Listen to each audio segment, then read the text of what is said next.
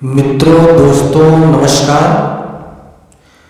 आज हम अमृत कथा में द्रोणाचार्य का जन्म कैसे हुआ और इन्होंने यह विद्या कैसे पाई परशुराम से, इसके विषय में चर्चा करते हैं। आइए हम जानते हैं। द्रोणाचार्य ऋषि भरद्वाज तथा घृतची नामक अप्सरा के पुत्र थे और धनुर्विद्या में निपुण परशुराम के शिष्य थे। कुरु प्रदेश में पांडु के 5 पुत्र तथा धृतराज के 100 पुत्रों के वे गुरु थे। गुरु द्रोणाचार्य का जन्म कैसे हुआ, आइए हम जानते हैं। एक नदी के किनारे द्रोणाचार्य के पिता महर्षि भरद्वाज ने घृतची नामक एक अप्सरा को देखा। उनका मन कामुक इच्छाओं से भर गया और उनका बीज एक पात्र में गिर गया। इसके अंदर एक बच्चे का विकास हुआ जिसका नाम आगे चलकर द्रोण हुआ, क्योंकि वह एक द्रोण पात्र में पैदा हुए थे। एक दूसरे कथा के अनुसार महर्षि भरद्वाज एक बार नदी में स्नान करने गए। स्नान के समाप्ति के बाद उन्होंने देखा कि अप्सरा घृताची नग्न होकर स्नान कर रही थी। यह देखकर वह कामातुर हो गए और उनके शिक्षण से बीज टपक पड़ा। उन्होंने ही यह बीज एक द्रोण कलश में रखा जिससे एक पुत्र का जन्म हुआ।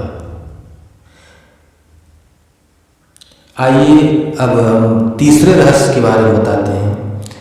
तीसरे मत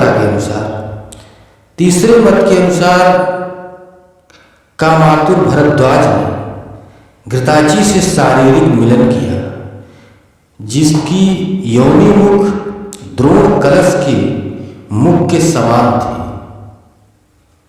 द्रोण कलश के मुख के समान थे।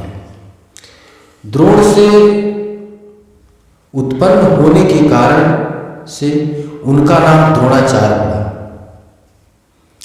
अपने पिता के आश्रम में रहते हुए वे चारों वेद तथा अस्त्र शस्त्र के ज्ञान में पारंगत हो गए। द्रोण के साथ प्रस्थ नाम का राजा, उसके पुत्र द्रुपद भी शिक्षा प्राप्त कर रहे थे तथा दोनों में प्रगाढ़ मित्रता हो गई। उन्हीं दिनों परशुराम अपनी समस्त संपत्ति को ब्राह्मणों में दान करके महेंद्राचल पर्वत पर तप करने चले गए थे। एक बार द्रोण उनके पास पहुंचे और उनसे दान देने का अनुरोध किया। उस पर परशुराम बोले, वत्स, तुम विलंब से आए हो। मैंने अपना सब कुछ ब्राह्मणों को दान दे डाला है। अब मेरे पास केवल अस्त्र शस्त्र ही शेष बचे हैं। तुम चाहो तो इसे दान में ले सकते हो। द्रोण यही चाहते थे। अतः उन्होंने कहा, हे गुरुदेव, आपसे अस्त्र शस्त्र प्राप्त कर के हमें बड़ी प्रसन्नता होगी, किंतु आपको मुझे इस अस्त्र शस्त्रों की शिक्षा दीक्षा देनी होगी तथा विधि विधान बताना होगा। इस प्रकार परशुराम के शिष्य बनकर द्रोण अस्त्र शस्त्र सहित समस्त विधाओं के अभूतपूर्व ज्ञाता हो गए। द्रोणाचार्य का प्रारंभिक जीवन गरीबी में कटा। इससे वे तंग आकर, गरीबी से तंग आकर अपने सहपाठी द्रुपद से सहायता मांगी, जो उन्हें नहीं मिल सकी। द्रुपद ने उन्हें अपमानित करके अपने भवन से बाहर निकाल दिया। अपने साथ हुए इस अपमान के लिए द्रोण ने बदला लेने की भविष्यवाणी भीषण प्रतिज्ञा कर डाली। इसके बाद में कुरु